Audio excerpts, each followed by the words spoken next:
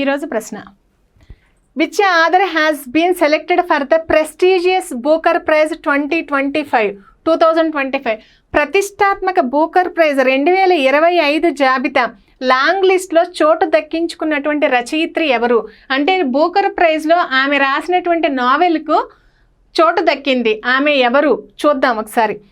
కిరణ్ దేశాయ్, అరవింద్ అడిగా, అరుంధతి రాయ్, సల్మాన్ రష్దీ. ఈ నలుగురు వ్యక్తులు కూడా మన భారతదేశానికి చెందినవారే.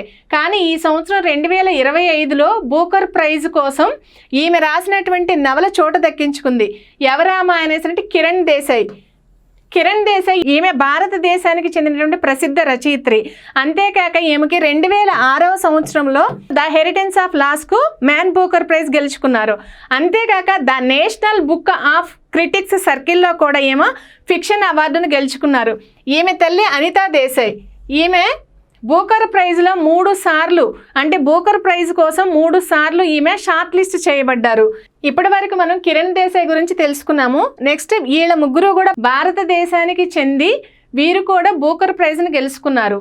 అంటే ఏ సంవత్సరంలో గెలుచుకున్నారు, వాళ్ళు రాసినటువంటి నావెల్స్ ఏంటో చూద్దాము. అరవింద్ అడిగా 2008వ సంవత్సరంలో ద వైట్ టైగర్ అనేటువంటి నావెల్కి గాను బూకర్ ప్రైజ్ గెలుచుకున్నారు. నెక్స్ట్ వచ్చేటప్పటికి అరుంధతి రాయ్.